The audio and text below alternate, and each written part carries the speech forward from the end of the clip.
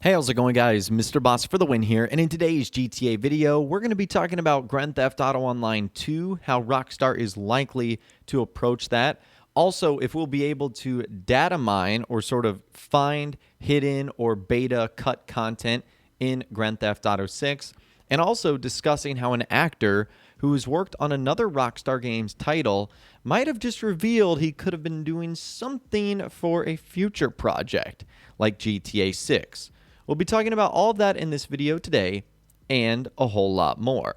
So let's go in order here. Let's start with Grand Theft Auto Online 2.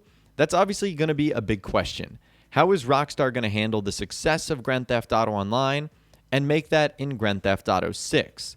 Is it just going to port everything over so your character would start out with the same amount of money?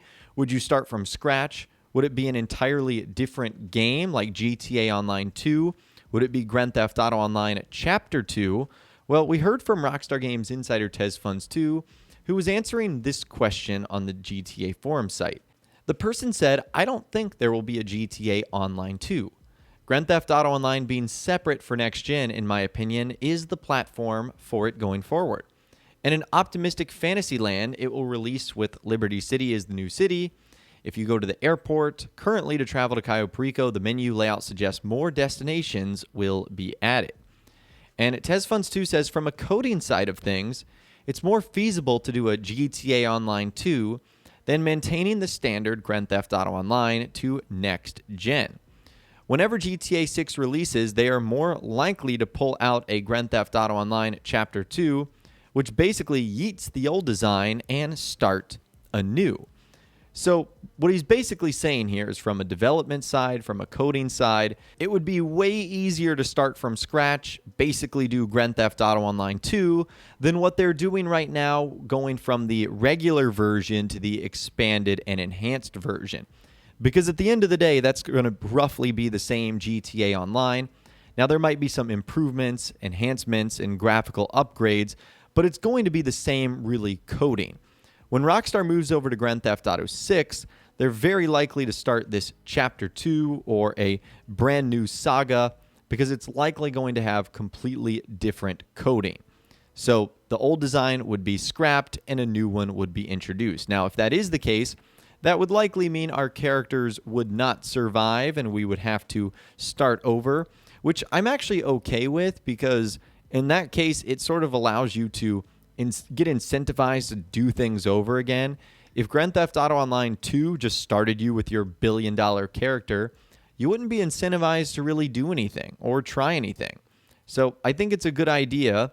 I know players might not necessarily agree with that. I think it's a good idea that you can or should have to start over. Now, moving on to the idea that we might be able to data mine stuff, basically find out, what's going to be coming up next, beta content, cut content, etc. He was responding to another user who said, you can also data mine PS4 or Xbox. Your argument is invalid. I guess there was some argument going on. With him saying it's harder than PC. If the next title, GTA 6, releases on console first, and that includes PS4 and Xbox One, then some may have to launch it out of an then some may have to launch it on an out-of-date software update, the one that allowed jailbreaking on PS4 to be able to check files and such. I believe games nowadays require more up-to-date software update in order to launch them. I highly doubt at this point in time that GTA 6 is going to be available on the PlayStation 4 and Xbox One because that would require Rockstar to develop for those older systems, which in my opinion would only hold them back. If they started purely developing this for the Xbox Series X and S and PS5, it's going to be a much better product. I mean, GTA 5 was originally developed for the Xbox 360 and PlayStation 3. So you saw the leap that Rockstar was able to make with Red Dead Redemption 2. It's an entirely new, different game and engine that is far off way better. So I don't think Rockstar would sacrifice it, especially if it's going to be a year or 2 or 3 down the road, where at that point in time, more people would have their hands on the new generation consoles, and thus they wouldn't really have a market for the PS4 and Xbox One. Right now, kind of there is, which is why you see titles being released on both. A popular example of that was Cyberpunk 2077. You saw all the issues the PS4 and Xbox One version had, whereas the newer gen console versions had lesser issues. I'm not saying that's a perfect comparison, but it gives you an idea of what developers and the headaches they have to go through when developing for those older consoles, when it might not necessarily be worth it in the end of things. So we really will just have to wait and see on that. But let's move on to our final topic today, how a Rockstar Games actor and motion capture artist might actually be appearing in GTA 6. And that is Peter Bloomquist. Now, you might know his role most famously as Micah Bell in Red Dead Redemption 2. But what you might also not know is that he also plays Dr. Harlan J. Fontaine, a character and one of the main antagonists in L.A. Noire.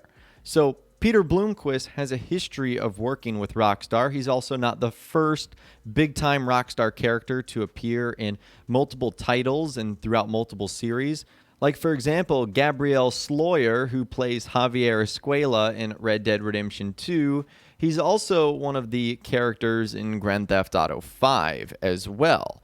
Something you might not have known about. So he's worked with Rockstar in the past. He plays Oscar Guzman. Oscar Guzman is like one of the guys who works at Trevor's airport, who like teaches him how to do like the smuggling mission or something along those lines, if I'm remembering that story correctly. So long story short, Rockstar has a history of reusing actors. And over the last couple of days, there was an interesting interview that was done by Geektainment, where they had a couple of the voice actors and motion capture artists for Red Dead Redemption 2. Roger Clark, Peter Bloomquist, Alex McKenna, and Peter actually shared that he was working on Red Dead Redemption 2 before anyone else, which you might think is a little bit odd because he's actually not the main character. And in the interview, he said he was doing a couple of random things for a few days. To me, it sounds like he was working on some other projects for Rockstar. Take a listen to this right here. When did you guys officially start working on the game? What year was it? I'll go, Rob, sorry. You know what? You should maybe ask Peter, because I think Peter might have been the first one to work on it. I think so. Oh, no way. All right. I'll flip it over to Peter. I think I was. Well, certainly I was there before Roger. I know that for a fact. Roger, you're going to have to tell me what year that was, because I know that I showed up to do some stuff. Yes. Roger wasn't there. I was doing some random things.